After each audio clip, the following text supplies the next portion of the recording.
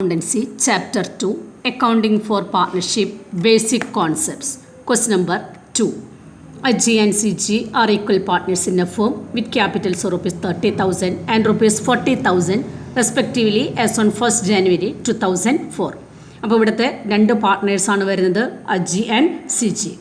ഇവർ രണ്ടുപേരും equal partners എന്നാണ് പറഞ്ഞിരിക്കുന്നത്. ഈക്വൽ പാർട്ട്നേഴ്സ് എന്ന് പറഞ്ഞാൽ അതിൻ്റെ അർത്ഥം ആ ഫേമിലുള്ള പ്രോഫിറ്റ്സ് ലോസ് ഒക്കെ ഡിവൈഡ് ചെയ്യുന്നത് ഈക്വൽ റേഷ്യോയിലായിരിക്കും. Equal ratio means 1:1.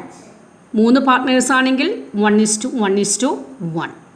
ഇവിടെ അജിയുടെ ക്യാപിറ്റൽ 30,000, സി ജിസ് capital 40,000. During the year, Aji brought in furniture worth rupees 5,000 as capital. ഈ വർഷം അജി ക്യാപിറ്റൽ കൊണ്ടുവന്നിട്ടുണ്ട്. ഈ ക്യാപിറ്റലിനെ എന്ത് വിളിക്കും? Additional capital. അഡീഷണൽ ക്യാപിറ്റൽ കൊണ്ടുവന്നിരിക്കുന്നത് എങ്ങനെയാണ്? അസറ്റ്സ് ആയിട്ടാണ് ഇവിടെ കൊണ്ടുവന്നിരിക്കുന്നത്. അപ്പോൾ അസറ്റ്സ് ആയിട്ട് അഡീഷണൽ ക്യാപിറ്റൽ കൊണ്ടുവരുമ്പോൾ എന്തായിരിക്കും ജേണൽ എൻട്രി? ഇവിടെ അസറ്റ്സ് എന്ന് പറയുന്നത് ഏതാണ്? ഫർണിച്ചറാണ്. ഫർണിച്ചർ അക്കൗണ്ട് അറ്റർ ടു അജീസ് ക്യാപിറ്റൽ. ഇവിടെ ക്യാപിറ്റൽ അക്കൗണ്ട് പറയുമ്പോൾ പേരെടുത്ത് പറയണം, കാരണം രണ്ട് പാർട്ട്നേഴ്സാണ് വരുന്നത്. അപ്പോൾ ആരാണ് ഇവിടെ ക്യാപിറ്റലിലേക്ക് കൊണ്ടുവന്നതെന്ന് ഐഡൻറ്റിഫൈ ചെയ്യാൻ വേണ്ടി ക്യാപിറ്റൽ അക്കൗണ്ട് പറയുമ്പോൾ എപ്പോഴും പേരെടുത്ത് പറഞ്ഞിരിക്കണം. അപ്പോൾ ഇവിടെ അജി അഡീഷണൽ ക്യാപിറ്റൽ കൊണ്ടുവന്നപ്പോൾ എന്താണ് ജേണൽ എൻട്രി? ഫർണിച്ചർ അക്കൗണ്ട് അറ്റർ to Aji's capital. And C G withdrew rupees 3,000 in cash from capital. The drawings of the partners during the year were Aji rupees 4,000 and CG rupees 2,000. ഇവിടെ ഈ രണ്ട് സെൻറ്റൻസും നമ്മൾ പ്രത്യേകമായിട്ട് ഇവിടെ മനസ്സിലാക്കണം.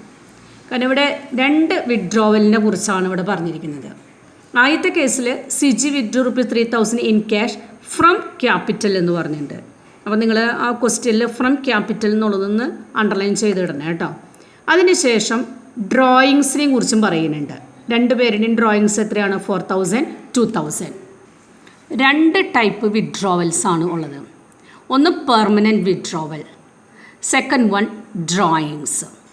ഡ്രോയിങ്സിനെ കുറിച്ച് നിങ്ങൾ കഴിഞ്ഞ വർഷമൊക്കെ കൃത്യമായിട്ട് പഠിച്ചിട്ടുള്ളതാണ്. എപ്പോഴാണ് ഒരു വിഡ്രോവൽ ഡ്രോയിങ്സ് ആവുന്നത്? പേഴ്സണൽ പർപ്പസിന് വേണ്ടി വിഡ്രോ ചെയ്യുമ്പോഴാണ് അതിനെ ഡ്രോയിങ്സ് എന്ന് പറയുന്നത്. അപ്പോൾ പേഴ്സണൽ പർപ്പസിന് വേണ്ടി വിഡ്രോ ചെയ്ത് കഴിഞ്ഞാൽ ആ എമൗണ്ട് അവർ പിന്നീട് അത് ഫേമിലേക്ക് തിരിച്ചു കൊടുക്കേണ്ടി വരും. അതുമ്പോൾ ഒരു പക്ഷേ ഇൻട്രസ്റ്റ് ഓൺ ഡ്രോയിങ്സ് ചാർജ് ചെയ്യാം. അതിൽ നിന്നും വ്യത്യസ്തമാണ് പെർമനൻറ്റ് വിഡ്രോവൽ എന്ന് പറയുന്നത്. പെർമനൻറ്റ് വിഡ്രോവൽ എന്ന് പറഞ്ഞാൽ സ്ഥിരമായി ക്യാപിറ്റൽ വിഡ്രോ ചെയ്യാം. പല കാരണങ്ങൾ കൊണ്ടാണ് പെർമനൻറ്റ് വിഡ്രോവൽ വരുന്നത്. ഒന്നുകിൽ ഇവരുടെ ക്യാപിറ്റൽ ചേഞ്ച് ചെയ്യാൻ വേണ്ടിയിട്ടായിരിക്കാം. ഇപ്പോൾ ഇവിടെ രണ്ടുപേരെയും ക്യാപിറ്റൽ എത്രയാണ്? 30,000, 40,000. സി ജിയുടെ ക്യാപിറ്റൽ കൂടുതലാണ്. അപ്പോൾ ചിലപ്പോൾ ആ ക്യാപിറ്റൽ പ്രൊപ്പോർഷനേറ്റ് ആക്കാൻ വേണ്ടി അല്ലെങ്കിൽ സി ജിയുടെ ക്യാപിറ്റൽ കുറയ്ക്കാൻ വേണ്ടിയിട്ടായിരിക്കാം വിഡ്രോ ചെയ്യുന്നത്. രണ്ടാമത്തെ സിറ്റുവേഷൻ എന്ന് പറയുന്നത് നമുക്കറിയാം, ഒരു ബിസിനസ്സിൻ്റെ സൈസ്, ഒരു ബിസിനസ്സിന് ക്യാപിറ്റൽ എത്ര വേണമെന്ന് തീരുമാനിക്കുന്നത് എന്തിനെ ബേസ് ചെയ്തുകൊണ്ടാണ്? ആ ഫേമിൻ്റെ സൈസിനെ ബേസ് ചെയ്തുകൊണ്ടാണ്.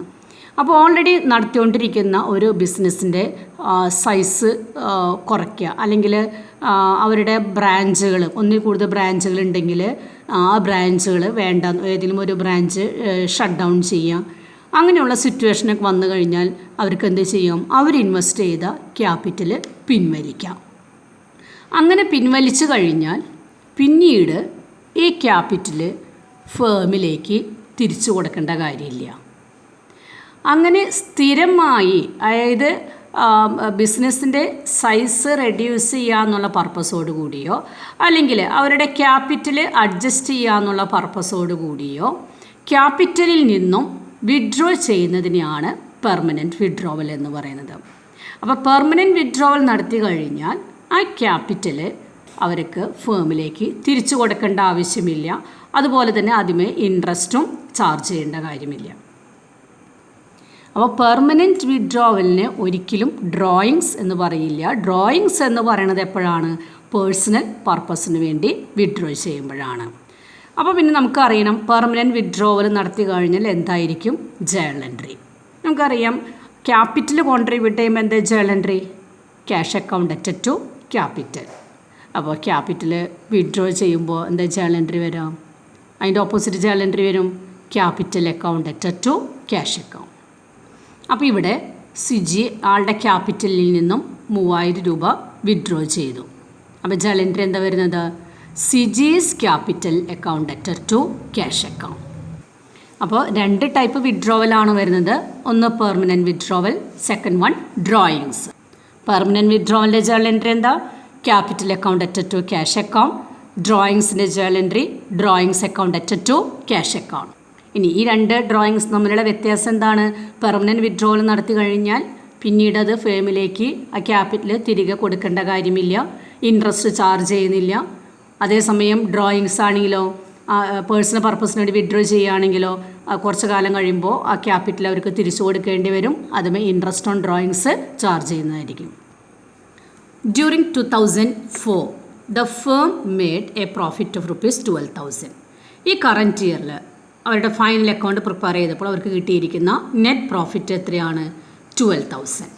ഇനി ഇതിൽ നിന്നും എന്താണ് പ്രിപ്പയർ ചെയ്യാൻ പറഞ്ഞിരിക്കുന്നത് നോക്കി നോക്കാം. Show the capital accounts of partners assuming that the capital accounts are maintain under fluctuating capital method. അപ്പോൾ ഫ്ലക്ച്വേറ്റിംഗ് ക്യാപിറ്റൽ മെത്തേഡ് അനുസരിച്ചാണ് പ്രിപ്പയർ ചെയ്യാൻ പറഞ്ഞിരിക്കുന്നത്. നമുക്കിവിടെ പഠിക്കാൻ വേണ്ടി 2 മെത്തേഡ് അനുസരിച്ചും ക്യാപിറ്റൽ അക്കൗണ്ട് പ്രിപ്പയർ ചെയ്യാം. അപ്പോൾ നമുക്ക് ഈ പ്രോബ്ലത്തിൽ എന്തൊക്കെ തന്നിട്ടുണ്ട്? 2 പാർട്ട്നേഴ്സാണ് വരുന്നത്. അവരുടെ റേഷ്യോ പറഞ്ഞിട്ടുണ്ട്. എത്രയാണ് റേഷ്യോ? 1:1. എന്തുകൊണ്ടാണ് 1:1 എന്ന് പറഞ്ഞിരിക്കുന്നത്? ഈക്വൽ പാർട്ട്നേഴ്സ് എന്ന് പറഞ്ഞ കാരണം കൊണ്ടാണ് അതിന് എടുത്തിരിക്കുന്നത്. ഓപ്പണിംഗ് ക്യാപിറ്റൽ തന്നിട്ടുണ്ട്. അജിയുടെ അഡീഷണൽ ക്യാപിറ്റൽ തന്നിട്ടുണ്ട്. സിജി പെർമനൻറ്റ് വിഡ്രോവൽ നടത്തിയതിനെ കുറിച്ച് പറഞ്ഞിട്ടുണ്ട്. അതുപോലെ തന്നെ 2 പാർട്ട്നേഴ്സിൻ്റെ ഡ്രോയിങ്സ് തന്നിട്ടുണ്ട്. നെറ്റ് പ്രോഫിറ്റ് തന്നിട്ടുണ്ട്. അപ്പോൾ ഈ തന്നിരിക്കുന്ന ഇൻഫോർമേഷൻ വെച്ചുകൊണ്ട് ഇവരുടെ ക്യാപിറ്റൽ അക്കൗണ്ട് പ്രിപ്പയർ ചെയ്യാം. അപ്പോൾ നമുക്കിവിടെ ഹെഡിങ് കൊടുക്കാം, ഫ്ലക്ച്വേറ്റിംഗ് ക്യാപിറ്റൽ മെത്തേഡ്. അതിനുശേഷം ക്യാപിറ്റൽ അക്കൗണ്ട് വരയ്ക്കാം. അപ്പോൾ ഹെഡിങ് കൊടുക്കേണ്ടത് എന്താണ്? Partners capital account. ഡെബിറ്റ് സൈഡിൽ ഡെറ്റ്, ക്രെഡിറ്റ് സൈഡിൽ ക്രെഡിറ്റ്. അപ്പോൾ കോളം കൊടുക്കുമ്പോൾ നമുക്കറിയാം 2 പാർട്ട്നേഴ്സാണ് വരുന്നത്.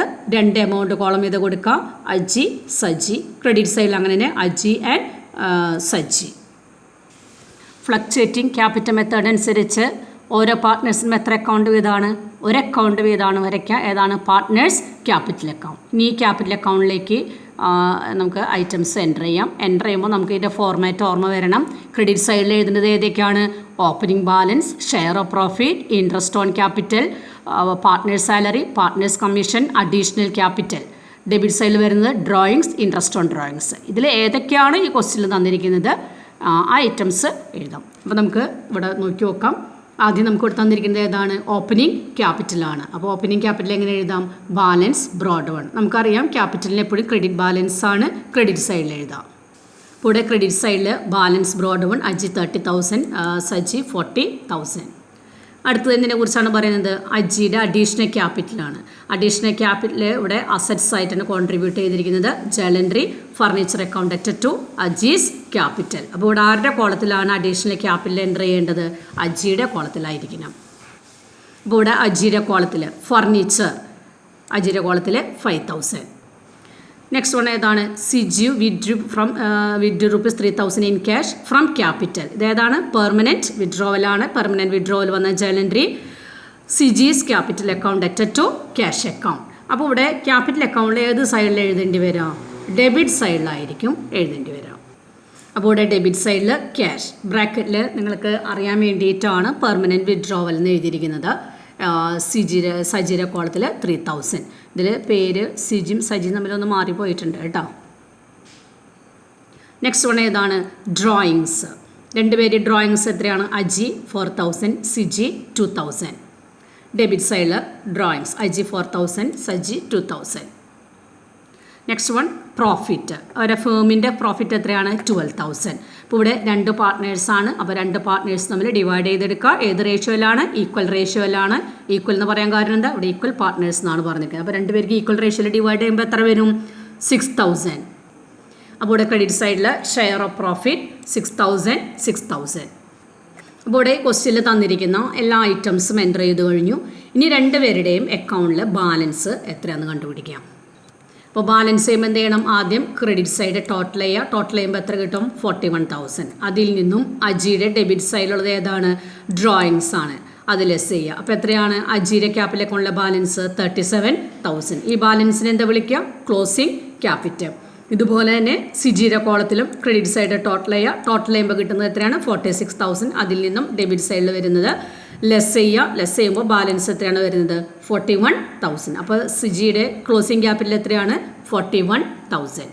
അപ്പോൾ ഇവിടെ രണ്ടുപേരുടെയും ഓപ്പണിംഗ് ക്യാപിറ്റൽ നോക്കി നോക്കാം. അജിയുടെ ഓപ്പണിംഗ് ക്യാപിറ്റൽ എത്രയായിരുന്നു? 30,000. ക്ലോസിംഗ് ക്യാപിറ്റൽ എത്രയായി? 37,000. അപ്പോൾ ഓപ്പണിംഗ് ക്യാപിറ്റൽ ക്ലോസിംഗ് ക്യാപിറ്റൽ നമ്മൾ ഫ്ലക്ച്വേറ്റ് ചെയ്തു വന്നല്ലോ. അതുകൊണ്ടാണ് ഈ മെത്തേഡിനെ എന്ത് വിളിക്കുന്നത്? ഫ്ലക്ച്വേറ്റിംഗ് ക്യാപിറ്റൽ മെത്തേഡ് വന്നിരിക്കുന്നത്. ഫ്ലക്ച്വേറ്റ് ചെയ്യാനുള്ള റീസൺസ് എന്തൊക്കെയാണ്? ഈ പ്രോബ്ലത്തിലുള്ള റീസൺസ് എന്തൊക്കെയാണ്? അജിനെ സംബന്ധിച്ചിടത്തോളം അഡീഷണൽ ക്യാപിറ്റൽ കോൺട്രിബ്യൂട്ട് ചെയ്തിട്ടുണ്ട്, പ്രോഫിറ്റ് കിട്ടിയിട്ടുണ്ട്, ഡ്രോയിങ്സ് വന്നിട്ടുണ്ട്. സജിനെ സംബന്ധിച്ചിടത്തോളം ഓപ്പണിംഗ് ക്യാപിറ്റലും ക്ലോസിംഗ് ക്യാപിറ്റലും ചേഞ്ച് വരാനുള്ള കാര്യങ്ങൾ എന്തൊക്കെയായിരുന്നു? അജിക്ക് ഷെയർ ഓഫ് പ്രോഫിറ്റ് കിട്ടിയിട്ടുണ്ട്, പെർമനൻറ്റ് വിഡ്രോവൽ വന്നിട്ടുണ്ട്, പേഴ്സണൽ പർപ്പസിന് വേണ്ടി വിഡ്രോ ചെയ്തിട്ടുണ്ട്. അപ്പോൾ അതുകൊണ്ടാണ് ഈ മെത്തേഡിനെ ഫ്ലക്ച്വേറ്റിംഗ് ക്യാപിറ്റൽ മെത്തേഡ് എന്ന് വിളിക്കുന്നത്. ഇനി ഇതേ പ്രോബ്ലം തന്നെ ഫിക്സഡ് ക്യാപിറ്റൽ മെത്തേഡ് അനുസരിച്ച് എങ്ങനെയാണ് പ്രിപ്പയർ ചെയ്യണമെന്ന് നോക്കാം. നമ്മൾ കഴിഞ്ഞ വീഡിയോയിൽ കേട്ടിരുന്നു പാർട്ട്നേഴ്സ് ക്യാപിറ്റൽ അക്കൗണ്ട് 2 മെത്തേഡ് അനുസരിച്ചാണ് പ്രിപ്പയർ ചെയ്യുക. Fluctuating capital method, fixed capital method. Fluctuating capital method അനുസരിച്ച് ഓരോ പാർട്ട്നേഴ്സിൻ്റെ പേരിൽ ഒരു അക്കൗണ്ട് വീതമാണ് പ്രിപ്പയർ ചെയ്യുന്നത്, partners capital account. Fixed capital method അനുസരിച്ച് 2 അക്കൗണ്ടാണ് പ്രിപ്പയർ ചെയ്യേണ്ടത്, partners capital account, partners current account. അപ്പോൾ നമുക്കിവിടെ ഹെഡിങ് കൊടുക്കാം ഫിക്സഡ് ക്യാപിറ്റൽ മെത്തേഡ്. അതിൻ്റെ താഴെ പാർട്ട്നേഴ്സ് ക്യാപിറ്റൽ അക്കൗണ്ട് വരയ്ക്കാം. നമുക്കറിയാം ഫിക്സഡ് ആയതുകൊണ്ട് അതിൽ ഐറ്റംസ് ഒന്നും അധികം വരില്ല. അപ്പോൾ അതുകൊണ്ട് 2-3 ലൈൻ മാത്രമേ വരയ്ക്കേണ്ട കാര്യമുള്ളൂ. അതിൻ്റെ തൊട്ട് താഴെ എന്ത് വരയ്ക്കണം? പാർട്ട്നേഴ്സ് കറൻറ്റ് അക്കൗണ്ട് വരയ്ക്കുക. കഴിഞ്ഞ ദിവസത്തെ ക്ലാസ്സിൽ നിങ്ങളുടെ അടുത്ത് പറഞ്ഞിട്ടുണ്ടായിരുന്നു ഫിക്സഡ് ക്യാപിറ്റൽ മെത്തേഡ് അനുസരിച്ച് പാർട്ട്നേഴ്സിൻ്റെ ഓപ്പണിംഗ് ക്യാപിറ്റലും ക്ലോസിംഗ് ക്യാപിറ്റലും എല്ലായ്പ്പോഴും ഫിക്സഡ് ആയിരിക്കും എന്ന് പറഞ്ഞു. പക്ഷേ ചില സിറ്റുവേഷനിൽ ഓപ്പണിംഗ് ക്യാപിറ്റലും ക്ലോസിംഗ് ക്യാപിറ്റലും ഡിഫറൻ്റ് ആയിട്ട് വരും. 2 സിറ്റുവേഷനിലാണ് ഓപ്പണിംഗ് ക്യാപിറ്റലിലും ക്ലോസിംഗ് ക്യാപിറ്റലിലും ചേഞ്ചസ് വരുന്നത്. ഒന്ന് അഡീഷണൽ ക്യാപിറ്റൽ കോൺട്രിബ്യൂട്ട് ചെയ്യുക, സെക്കൻഡ് വൺ പെർമനൻറ്റ് വിഡ്രോവൽ ഉണ്ടായിരിക്കുക. ഈ 2 സിറ്റുവേഷനും വന്നാൽ ഫിക്സഡ് ക്യാപിറ്റൽ മെത്തേഡ് അനുസരിച്ച് ഈ 2 ട്രാൻസാക്ഷനും എൻറ്റർ ചെയ്യേണ്ടത് ഏത് അക്കൗണ്ടിലായിരിക്കണം? Partners capital അക്കൗണ്ടിലായിരിക്കണം.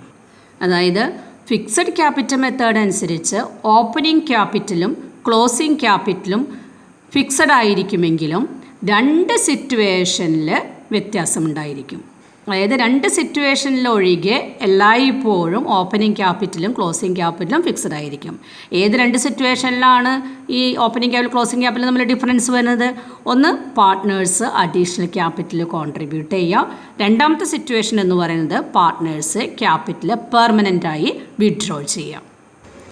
ബാക്കിയുള്ള എല്ലാ അഡ്ജസ്റ്റ്മെൻറ്റ്സും share of profit, interest on capital, partners salary, partners commission ഇതെല്ലാം എൻ്റർ ചെയ്യേണ്ടത് എവിടെയായിരിക്കണം? പാർട്ട്നേഴ്സ് കറൻറ്റ് അക്കൗണ്ടിലായിരിക്കണം. അപ്പോൾ ഈ റൂൾ അനുസരിച്ച് എങ്ങനെയാണ് ഫിക്സഡ് ക്യാപിറ്റൽ മെത്തേഡ് അനുസരിച്ച് എൻ്റർ ചെയ്യണമെന്ന് നോക്കാം. അപ്പോൾ ഇവിടെ നമ്മുടെ ഫ്ലക്ച്വേറ്റിംഗ് അനുസരിച്ച് പ്രിപ്പയർ ചെയ്ത് ആദ്യം നോക്കി നോക്കാം. ഈ ഫ്ലക്ച്വേറ്റിംഗ് അനുസരിച്ച് പ്രിപ്പയർ ചെയ്ത ഇവിടെ എൻ്റർ ചെയ്തിരിക്കുന്ന ഓപ്പണിംഗ് ക്യാപിറ്റൽ എവിടെ എഴുതണം? ഫിക്സഡ് ക്യാപിറ്റൽ മെത്തേഡ് അനുസരിച്ച് പാർട്ട്നേഴ്സ് ക്യാപിറ്റൽ അക്കൗണ്ടിലായിരിക്കണം എഴുതേണ്ടത്. അപ്പോൾ ഇവിടെ പാർട്ട്നേഴ്സ് ക്യാപിറ്റൽ അക്കൗണ്ടിൽ ക്രെഡിറ്റ് സൈഡിൽ ബാലൻസ് ബ്രോഡ് വൺ 30,000, 40,000.